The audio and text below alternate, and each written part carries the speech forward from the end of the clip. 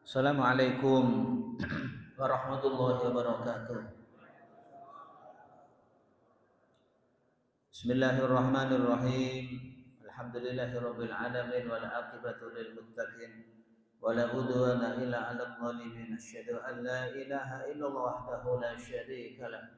Al-malikul haqqul mubin wa asyhadu anna Muhammadan 'abduhu wa rasuluhu as-sadiqul wa'dil amin. Allahumma shalli wa sallim wa barik ala sayyidina wa maulana Muhammadin wa ala alihi wa sahbihi wa barik wa sallim ajma'in, amma ba'd. Al-Hudurul Kiram, hadirin jamaah sekalian, jamaah salat maghrib Masjid Al-Muhajirin, semoga sama-sama dimuliakan dan dirahmati Allah Subhanahu wa taala. Syukur alhamdulillah pada kesempatan malam hari ini, malam yang tentu tidak begitu kondusif, tapi jamaahnya masih eksis alhamdulillah. Yang di belakang semakin eksis. Kalau semakin eksis lagi ke depan, insya Allah lebih eksis lagi. Ya. Jadi maunya pada mundur semua. Ya. Sebelum kita mulai jemaah sekalian, mari sama-sama kita buka dan kita awali pertemuan kita pada malam hari ini dengan bacaan suratul Fatihah. Semoga dengan bacaan suratul Fatihah menjadi wasilah doa kita kepada Allah Subhanahu wa taala. Allah Subhanahu wa taala senantiasa memudahkan segala urusan yang sedang kita hadapi. Bila ada yang sakit di antara kita, semoga disembuhkan oleh Allah Subhanahu wa taala. Bila ada yang banyak masalah di antara kita, semoga diberikan jalan keluar masalahnya oleh Allah Subhanahu wa taala. Ala hadhihi as-salihah al-Fatihah.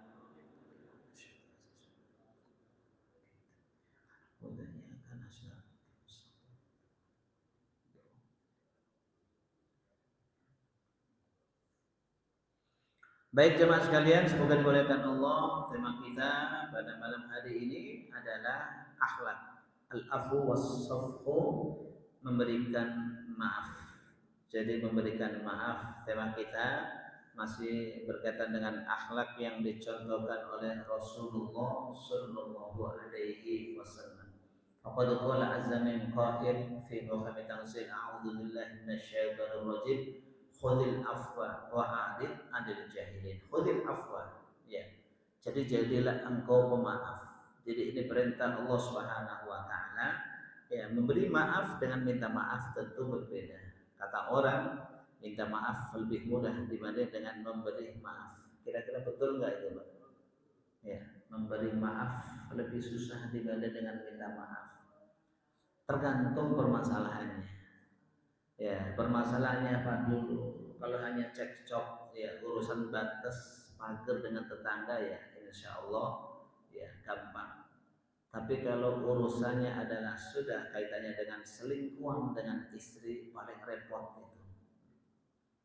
Kalau hanya timbang batas pagar dengan tetangga minta maaf, insya Allah dimaafkan. Tapi kalau persoalannya adalah harga diri, ya, yang dilanggar, harga diri yang dijatuhkan, mungkin anak kita, saudara kita, apalagi istri kita sendiri yang harga dirinya dijatuhkan, atau mungkin yang menjatuhkan harga diri ini, kadang-kadang minta maafnya butuh proses yang sangat panjang. Oleh karena itu, tema kita pada malam hari ini memberikan maaf untuk jenis kesalahan apapun, tanpa dipilah dan dipilih. Yang jelas kesalahan itu ya ada yang kaitannya dengan kesalahan umum. Bahwa jika ada orang melakukan kesalahan yang seperti ini, maka itu biasa. Ya, maka saya katakan kadang-kadang salah ucap dengan tetangga. Kadang-kadang mungkin perselisihan paham dengan teman yang ada di masjid. Persoalannya kalau sudah menyangkut masalah harkat, masalah martabat seseorang, ya kadang-kadang ini yang memang butuh ketulusan yang sangat luar biasa. Jemaah sekalian semoga dimuliakan Allah. Kalau kita bicara dosa, maka ada dosa yang kaitannya langsung dengan Allah, ada yang dosa kaitannya dengan manusia. Dosa yang kaitannya dengan Allah Subhanahu wa taala, orang tidak sholat, orang tidak puasa. Mungkin bagi perempuan yang sudah balik, dia tidak menutup auratnya kesana kemari begitu dia keluar dari rumah. Ini dosa kaitannya dengan Allah. Kalau dosa kaitannya dengan Allah Subhanahu wa taala, cara minta maafnya dengan Allah juga gampang. Asal bertaubat kepada Allah Subhanahu wa taala. Dengan taubatan nasuha, taubat yang bisa dijadikan sebagai satu nasihat, berapapun dosanya pasti akan diampuni oleh Allah Subhanahu wa taala. Wa tubu ila Allahi taubatan nasuha. Bertaubatlah kalian kepada Allah dengan taubat yang bisa dijadikan sebagai nasihat. Biarpun orang ketika aktif kerja nggak pernah sholat, giliran sekarang sudah pensiun baru nyadar sholat itu ternyata wajib. Ketika masih aktif kerja sholatnya bolong-bolong, tapi begitu pensiun, alhamdulillah sekarang rajin.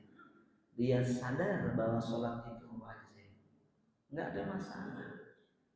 Orang jangan melihat apa yang dilakukan dulu, tetapi lihatlah apa yang dilakukan sekarang. Karena pada dasarnya adalah innamal a'malu bil khawatimi. Sesungguhnya amal ibadah manusia itu sangat bergantung.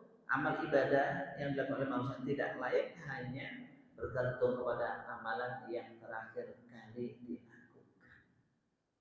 Apalagi begitu dia sadar akan kewajiban sholat, sebelumnya dia taubat terlebih dahulu, salat taubat terlebih dahulu, maka at-taibu minadz dzambi kaman la dzamba lahu. Orang yang bertobat dari dosa seperti orang yang tidak punya dosa. Tetapi yang menjadi masalah jika dosa dan kesalahannya kepada manusia, pernah membuat malu seseorang, pernah menurunkan harga diri seseorang, pernah ngutang sama orang tidak bayar, pernah ngibul sama seseorang, ini adalah dosa kaitannya dengan manusia. Kalau dosa kaitannya dengan manusia, Allah tidak ikut campur, tapi Allah serahkan kepada hamba, itu terserah dia. Mau memaafkan, alhamdulillah. Tidak mau memaafkan, itu adalah risiko kehidupan. Tetapi terlepas dari itu semua, Islam mengajarkan kita agar kita memberikan maaf kepada orang yang telah berbuat salah kepada kita. Tapi persoalannya, pemberian maaf itu adalah hak seseorang. Itu adalah hak seseorang. Diwajibkan? Tidak, tetapi itu adalah dianjurkan. Minta maaf adalah kewajiban. Tapi kalau kemudian kita minta maaf kepada orang lain, memaafkan kepada orang lain, itu adalah haknya masing-masing. Dia mau memaafkan, itu lebih baik. Tapi kalau dia tidak memaafkan, itu adalah risiko orang yang telah berbuat kesalahan kepada dia. Maka ketika Rasul Shallallahu Alaihi Wasallam mengatakan dalam hadisnya, "Atadruna manil muflis?" Tahukah kalian siapa sesungguhnya orang yang bangkrut itu? Maka dijawab oleh Rasul Shallallahu Alaihi Wasallam, al-muflisu fina man nasa indahu dirhamun wala mata. Para sahabat menjawab ketika ditanya oleh Rasul, siapa sesungguhnya orang yang bangkrut itu? Para sahabat menjawab, al-muflisu fina man nasa indahu dirhamun wala mata. Orang yang bangkrut di antara kita adalah orang yang tidak punya fulus. Tetapi kata Nabi Shallallahu Alaihi Wasallam, tidak. Al-muflisu min ummati man ya'ti yaumal qiyamati bisalatin wa zakatin wa shawmin wa ya'ti wa qad syatama hadha wa akala maladama wala hadha wa safaka dama hadha fayakhudhu hadha min hasanatihi wa hadha min hasanatihi fa in faniyat hasanatuhu ukhidhat min khatayahu thumma yudrahu alaihi thumma yudkhulun nar atau kama qala Rasul sallallahu alaihi wasallam. Jadi ketika Rasulullah sallallahu alaihi wasallam bertanya kepada para sahabat, siapa sesungguhnya orang yang bangkrut itu? Maka para sahabat menjawab, orang yang bangkrut menurut kita Rasul, orang yang tidak punya fulus, itu yang namanya bangkrut. Tetapi jawaban itu dimentahkan oleh Rasul, diluruskan oleh Rasul sallallahu alaihi wasallam. Al-muflisu min ummati man ya'ti yaumal qiyamati, orang yang bangkrut dari kalangan umatku adalah orang yang besok pada hari kiamat Dia datang kepada Allah Subhanahu wa taala melaporkan salat yang sudah dia lakukan, melaporkan puasa yang sudah dia lakukan, melaporkan zakat yang sudah dia lakukan, melaporkan ibadah yang lain yang sudah dilakukan kepada Allah Subhanahu wa taala. Tetapi persoalannya seiring dia melaporkan kebaikan yang dia lakukan, dia juga melaporkan bahwa dia pernah mencela si fulan, mencela orang ini. Dia pernah memakan harta orang ini. Dia pernah menyakiti orang ini. Maka orang yang dicela, orang yang dicaci maki, orang yang disakiti, orang yang hartanya dimakan dia dengan cara yang tidak halal itu protes sama Allah Subhanahu wa taala.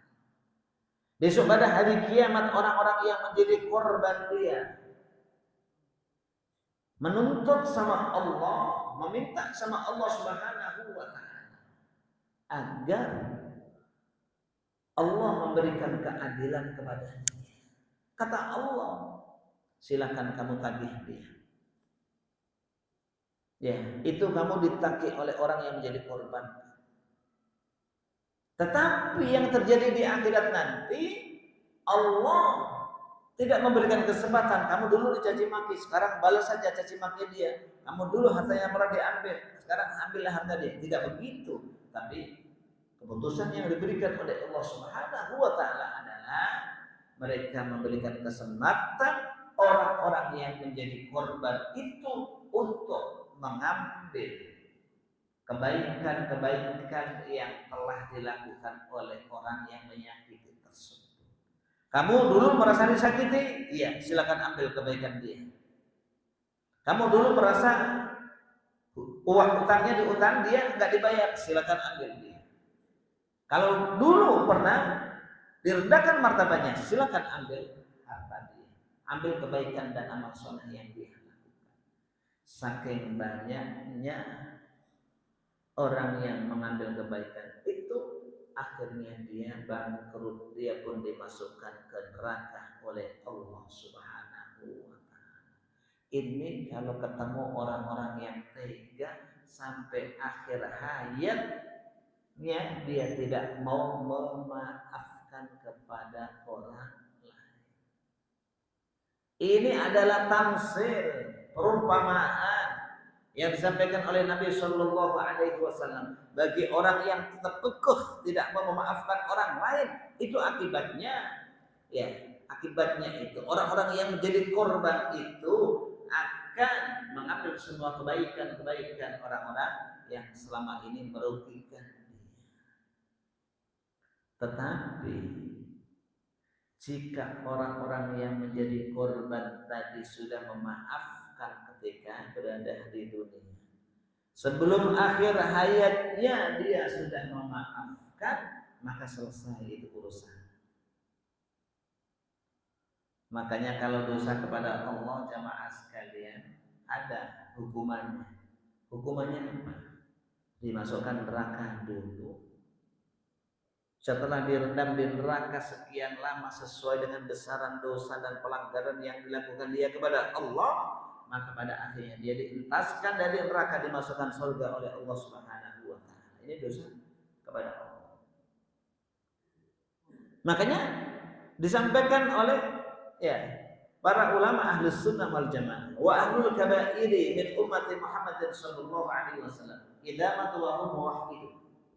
Para pelaku dosa besar dari kalangan umat Muhammad sallallahu alaihi wasallam, jika dia meninggal dalam keadaan mengesahkan Allah Subhanahu wa taala, itu masih 50-50. Tergantung. Kalau Allah mengampuni dosa dia tanpa dia bertobat, bisa jadi. Tetapi kemungkinan itu kecil. Kemungkinan yang terjadi adalah dia akan dihukum oleh Allah sesuai dengan dosa yang dia lakukan, direndam dalam neraka sekian lama, setelah itu dikeluarkan dari neraka, akan dimasukkan surga oleh Allah. Tapi persoalannya, kalau dosanya kepada manusia, sebelum ada proses itu, di saat dihitung amalnya, di saat ditimbang amalnya, maka orang-orang yang menjadi korban tadi diberikan kesempatan oleh Allah terlebih dahulu untuk mengambil semua kebaikan dan amal soleh yang telah dia lakukan. Jika yang bersangkutan ketika ada masalah dengan temannya, ketika ada masalah dengan sesama manusia di dunia ini belum clear, maka melalui tema ini agar kira-kira kita itu meskipun dalam waktu yang lama, kita juga pada akhirnya dianjurkan untuk memberikan maaf kepada orang lain. Maka saya tanya tadi, kira-kira ini ada istri bapak ini selingkuh sama orang. Bapak tahu ini, sebenarnya si penyakitnya bukan istrinya, si laki-laki itu. Sekarang bapak ketemu laki-laki itu. Pertanyaannya sekarang, kira-kira bapak memaafkan enggak?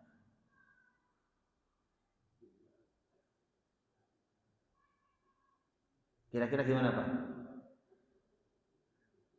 Tergantung. Ya, maka saya tanya ini, memaafkan enggak kan gitu? Ya sekarang kalau sama-sama hidup, apalagi ya, kalau sudah sama-sama tua mau apa sih? Mungkin Bapak bisa yang memberikan satu apa ya, satu inisiasi ya. Saya akan maafkan dia. Nanti kalau sudah meninggal baru saya maafkan. Selama masih hidup saya tidak maafkan. Saking keselnya begitu. Soalnya tadi luar biasa. Ini dosa dengan manusia. Ya kita mungkin bisa berandai-andai seperti itu. Saya pasti maafkan. Tapi ingat, selama masih hidup saya tidak maafkan. Tapi kalau kira-kira dia sudah meninggal, sudah pasti saya maafkan. Namanya manusia jemaah sekalian. Apalagi kalau persoalannya adalah persoalan harga diri. Masa bisa membayangkan. Jadi maka ini persoalannya tergantung kita. Tapi paling tidak pada akhirnya kita juga dianjurkan untuk memberikan maaf kepada orang lain.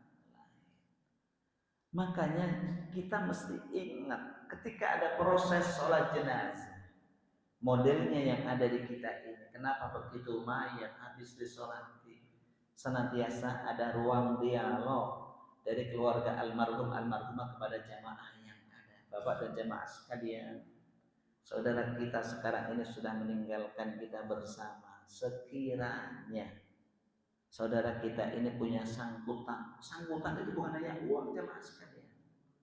Sangkutan tadi pernah melecehkan, pernah apa, itu termasuk sangkutan.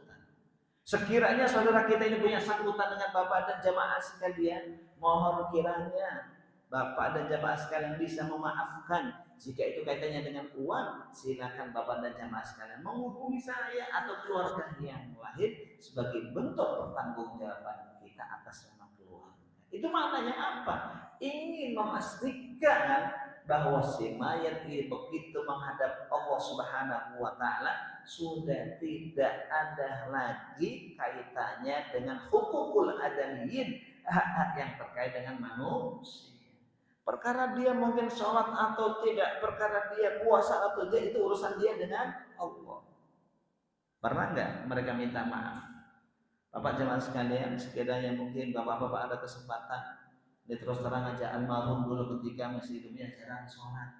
Ketika bapak-bapak ada kesempatan boleh dong, ya bagi-bagi sholat untuk almarhum. Ada yang begitu? Nggak ada kan? Nggak ada. Ini hanya ingin memastikan kaitannya dengan manusia.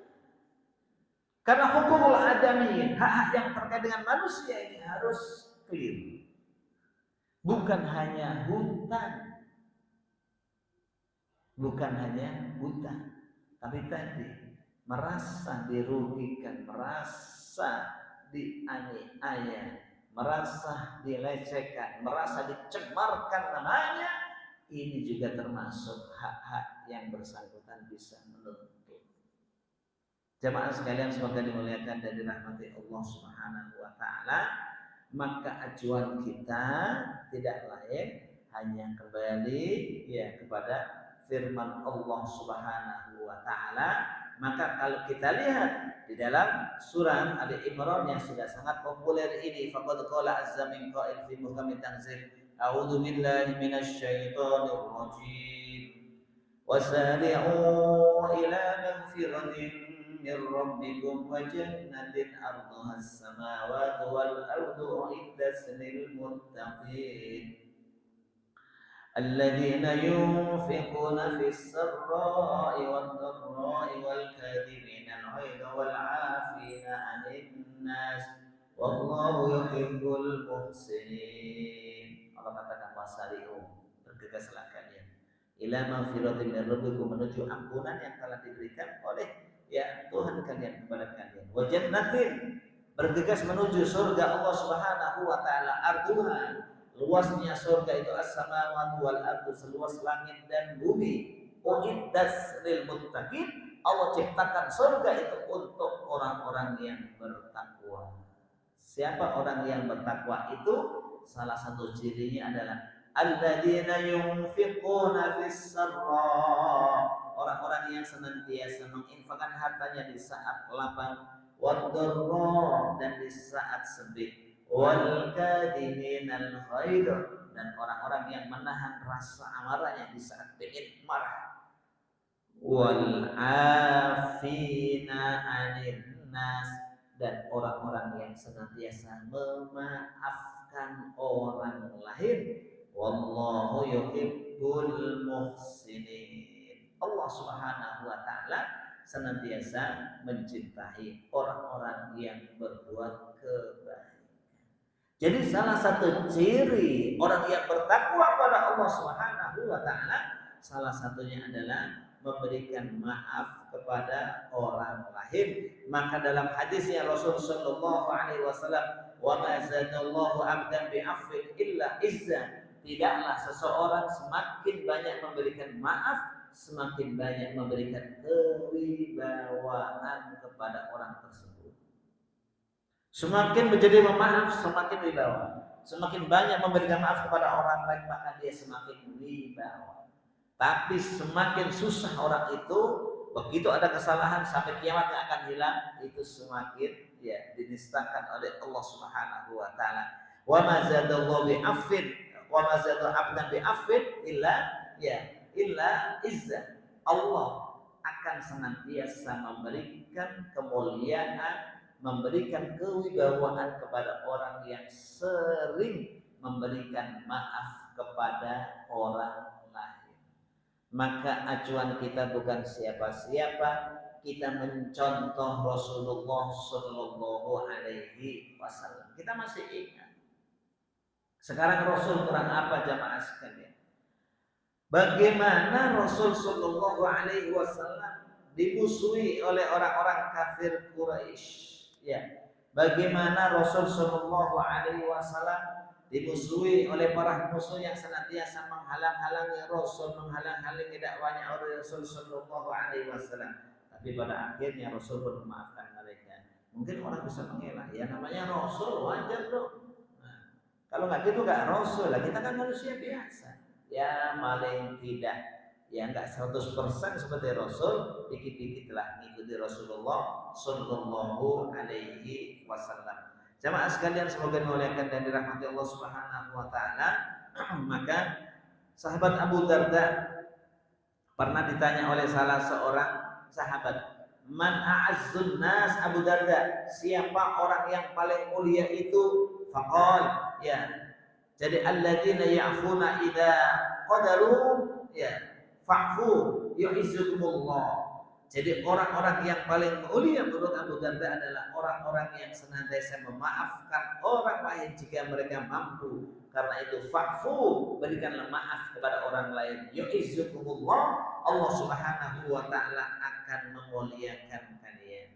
Kata Hasan, cucu Nabi Hasan bin Ali, "Lau anna rajulan syatamani fi udhuni hadihi wa tadhara fi udhuni al-ukhra laqabiltu udrahu." Jadi kata Hasan bin Ali, kira-kira kalau ada orang yang mencela aku di kupingku ini, kemudian di kupingku yang satu ini dia mencela aku, mencaci maki aku, pasti aku akan berikan maaf kepada dia. Ini Hasan bin Ali radhiyallahu anhu. Maka tentu proses untuk menuju yang seperti ini jemaah sekalian butuh waktu. Saya katakan tadi, kalau mungkin masih mudah, masih gagah, oh pastilah. Tapi begitu sudah tua, sudah berumur, mau apa lagi sekarang yang cari? Kita pasti cari yang baik-baik. Pasti begitu kan, kita cari yang baik-baik. Dulu kita memang kekeh, sama sekali tidak saya memaafkan, sampai kapanpun. Tapi begitu melihat perkembangan umur semakin dekat dengan Allah Subhanahu wa Ta'ala, umur semakin tahun semakin bertambah, mau cari apa nanti?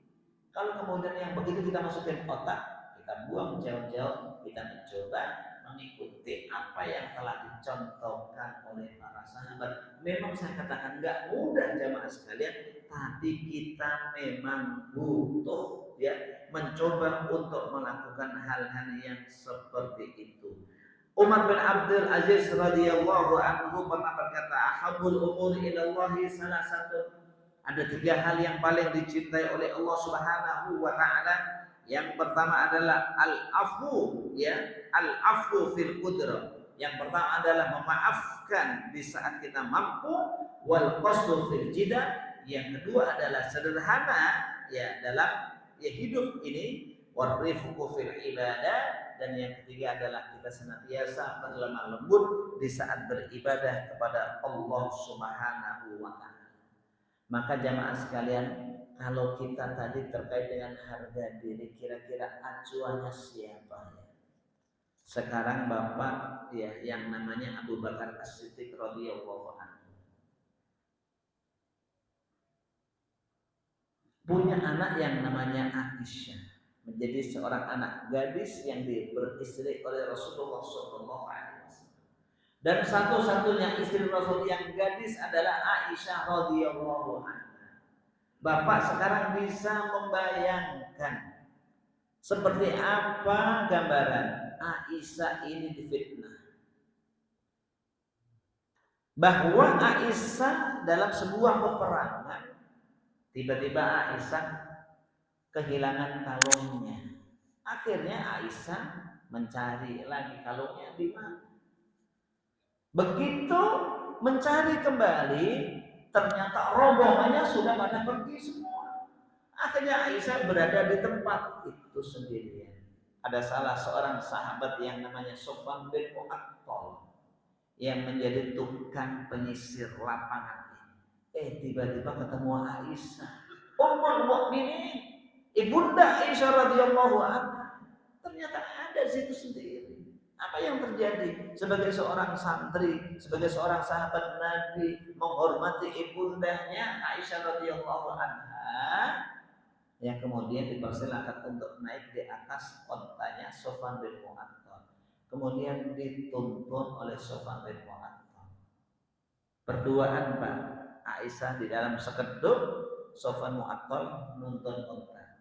Kira-kira bayangan orang awam gimana Pak? Asik dong, asik gitu kan ya. Orang awam bilang begitu. Apalagi mulutnya orang-orang munafik, digoreng sampai betul-betul luar biasa. Diisupkan Aisyah berzina dengan Sofwan bin Mu'attal. Ini kan luar biasa. Coba kalau sekarang Aisyah hidup pada zaman sekarang ada medsos begini, luar biasa viralnya itu Pak, dan kemana-mana. Ini belum ada medsos, dunia masih jadul, viralnya sekampung Madinah semuanya tahu.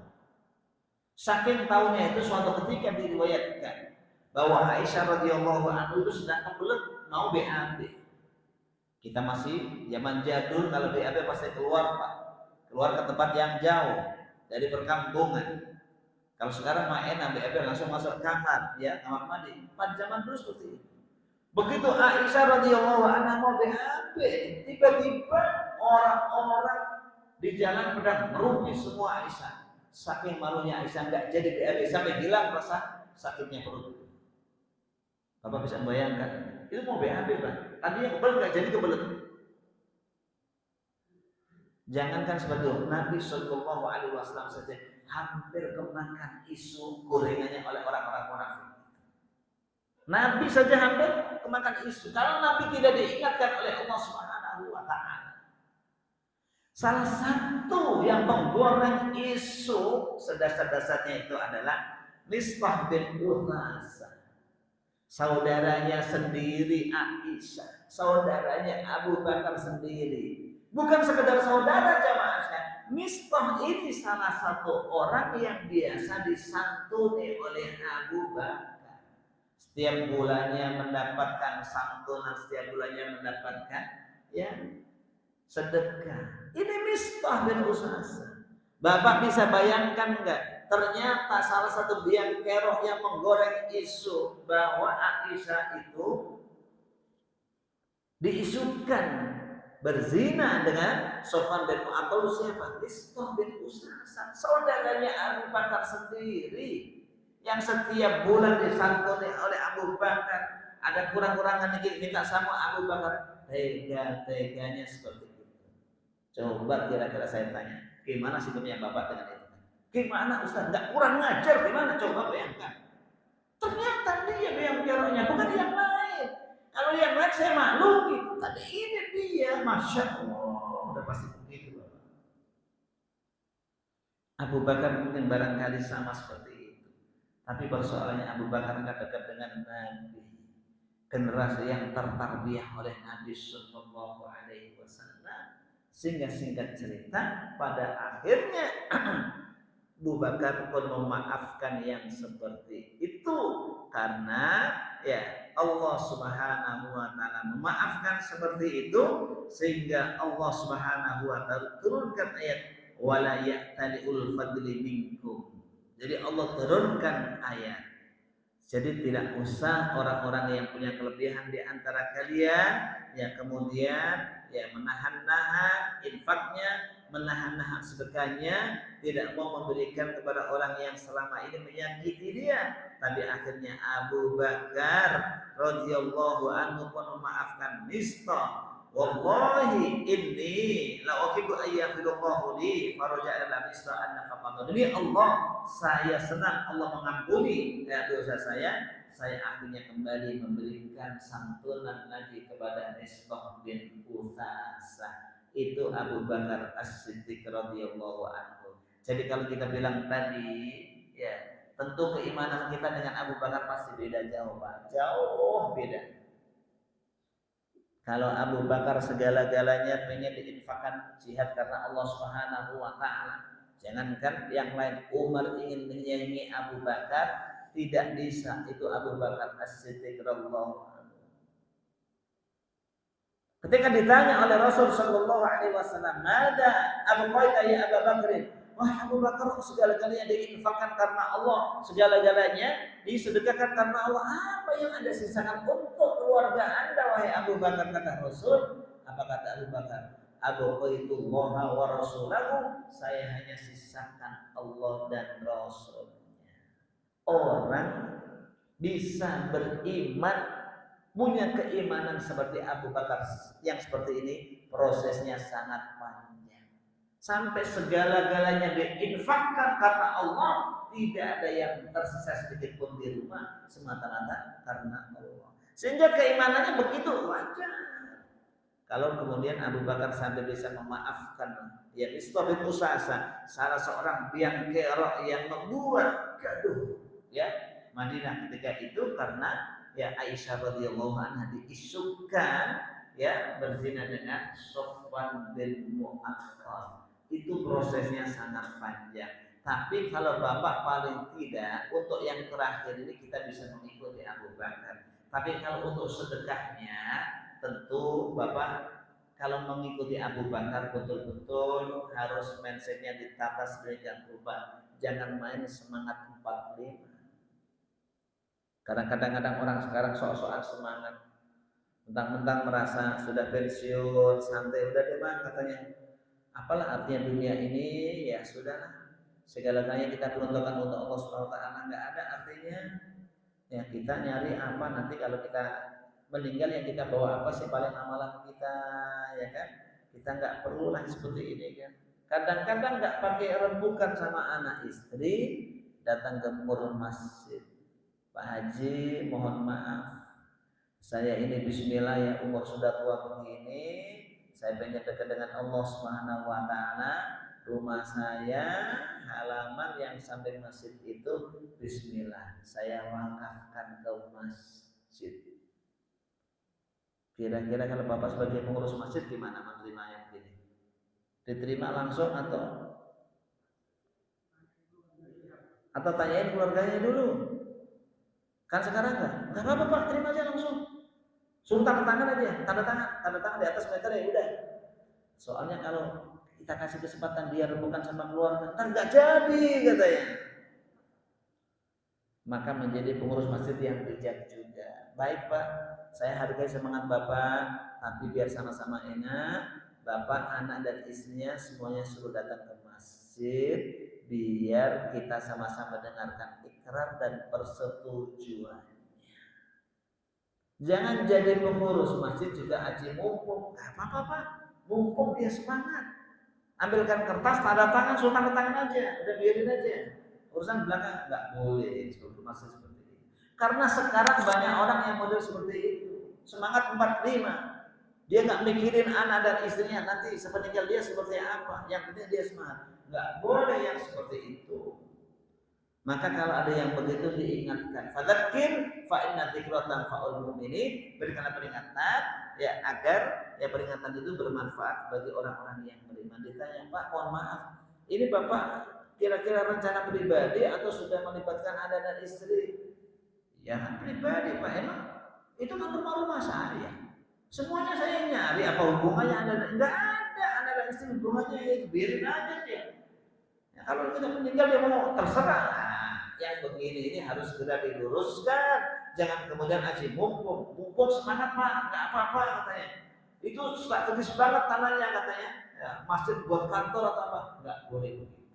Kita tetap masjid harus memberikan peran edukasi kepada jamaah yang semangatnya kebablasan tanpa pertimbangan. Itu khawatir begitu sudah diwakafkan, yang bersangkutan meninggal, wakafnya digugat oleh ahli warisnya. Jangan sampai itu terjadi, yang seperti ini terjadi di banyak masjid yang ada. Jamaah sekalian semoga dimuliakan dan dirahmati Allah SWT. Maka kalau untuk semangat Abu Bakar jangan diikuti. Mungkin barangkali kita bukan makomnya, bukan kelasnya. Tapi semangat Abu Bakar untuk memberikan maaf kepada Mistah bin Hasan patut kita ikuti. Tetapi untuk semangat sedekahnya ntar dulu. Kadang-kadang orang itu mengikuti semangat 45 tapi nggak ada pertimbangan. Kadang-kadang orang ini mohon maaf, dia itu kalau nggak kerja nggak makan. Sekarang dia meninggalkan keluarga. Bapak mau kemana? Saya mau pergi katanya. Mau ngapain? Ya mau iktikaf kemana lah katanya. Berapa hari? Seminggu. Dan terus anak bapak dan istri gimana? Alhamdulillah saya sudah dititipkan sama Allah dan Rasulnya. Mana ada yang begini modelnya? Ini orang kalau nggak kerja nggak makan, dia meninggalkan anak istri seminggu. Ditanya anak bapak dan istri gimana katanya? Bismillah Pak, saya sudah titipkan sama Allah dan Rasulnya, biar Allah dan Rasulnya yang ngurus. Gimana caranya ngurusnya? Yang begini-begini namanya semangat 45, tidak diimbangi dengan realita yang ada. Ini nggak boleh yang seperti ini. Kita tetap harus menggunakan pertimbangan. Karena itu kita diperintahkan oleh Rasul Sallallahu Alaihi Wasallam, fakir qabla an ta'mal. Pikir dulu sebelum kita beramal, pikir dulu sebelum kita beraksi. Walhasil kesimpulannya hadirin jamaah sekalian sebagai dimuliakan Allah, memberikan maaf itu merupakan satu hal yang sangat dipuji oleh Allah Subhanahu wa taala. Maka kita tadi bandingkan kesalahan orang kepada kita itu barangkali kalau kita ukur dengan kesalahan apa yang dilakukan oleh orang dengan Abu Bakar pasti hampir sama. Abu Bakar tadi jangan salah apa? persoalan harga diri, karena harga diri anaknya Aisyah radhiyallahu anha dilecehkan betul-betul, diisukan berzina dengan Sofwan bin Mu'attal, tapi kenyataannya tidak. Kalau kita melihat bagaimana kita senantiasa usaha begini, ya, kemudian ya dihalang-halangi, mau usaha begini dihalang-halangi, Nabi Shallallahu Alaihi Wasallam jauh lebih banyak yang menghalangi dakwanya Rasulullah Shallallahu Alaihi Wasallam, tapi Nabi pun berkenan memaafkannya. Maka solusinya jamaah sekalian, namanya orang pasti tingkat perasaannya berbeda-beda. Saya hanya ingin sampaikan, kalaulah kemudian Bapak memang saya gimana Pak, kalau kita maafkan sekarang kenakan dia katanya. Saya hanya ingin memaafkan tadi dengan syarat saya pasti maafkan dia kalau nanti dia sudah meninggal. Selama masih hidup enggak, ya biar apa? Kadang-kadang khawatir nanti kelakuannya dia itu yang muncul lagi.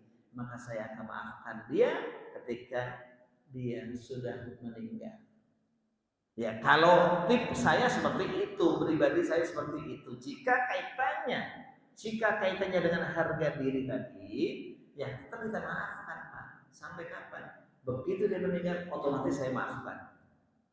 Tapi kalau dia masih hidup, ya ntar dulu lah. Bukannya apa? Biar tidak mengulangi kesalahan yang sama kepada orang lain. Kira-kira Bapak setuju dengan yang begitu? Ya. Luar biasa Pak. Luar biasa yang begini modelnya. Dan itu banyak. Makanya yang seperti ini kan orang banyak. Karena apa? Sekarang orang itu dengan orang lain melecehkan seenaknya sendiri, menganiaya seenaknya sendiri, menzalimi orang seenaknya sendiri. Di saat mereka punya perasaan yang seperti itu, kalau kita tidak terapi, kalau kita tidak edukasi kepada mereka, ya nanti mereka kebablasan. Habis menganiaya ini, tiba-tiba dia menganiaya sana.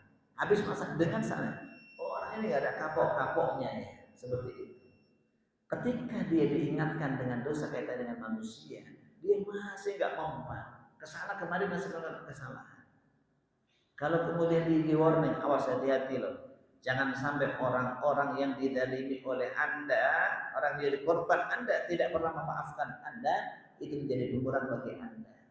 Maka dengan yang seperti itu barangkali itu bisa mengurangi perilaku-perilaku yang tidak baik yang dia lakukan selama ini. Ini tentu maknanya seperti itu. Tapi pada dasarnya kita ingin pastikan bahwa ketika kita punya masalah dengan siapapun, maka begitu mereka meninggal, kita bismillah nawitunya adalah saya maafkan semua orang-orang yang pernah berbuat salah. Ya, artinya apa? Kalau kesalahannya, tingkat kesalahannya itu betul-betul membuat hatinya sangat susah sekali, ya maka tadi ya, kalau otomatis begitu dia meninggal, saya maafkan. Tapi selama masih hidup sih ya tidak ada masalah. Tentu hal itu juga tidak ada masalah, karena pada hakikatnya memberikan maaf itu anjuran yang diberikan oleh Rasulullah Shallallahu Alaihi Wasallam agar kita bisa melakukan itu. Tetapi untuk mengukur hati kita ini, perasaan-perasaan ini antara satu dengan yang lain berbeda. Ada orang yang dengan mudah memaafkan, sudah saya maafkan. Tapi ada orang mengukur, tergantung dulu kesalahannya apa. Nggak bisa mudah kita maafkan begitu, kesalahannya dulu kita lihat dulu, ya kan. Tetapi paling tidak pada ujungnya semua orang yang pernah berbuat kesalahan mesti harus kita maafkan, karena itu perintah Allah, perintah Rasulullah Shallallahu Alaihi Wasallam. Wallahu a'lam bishawab. Demikian yang saya sampaikan, mudah-mudahan bermanfaat. Kurang lebih mohon maaf. Kita akhiri subhanallahi wa syahadu la ilaha illa anta astaghfiruka wa atubu ilaik. Alhamdulillahirabbil alamin. Wallahu muwaffiq ila aqwamit thoriq. Wassalamu alaikum warahmatullahi wabarakatuh.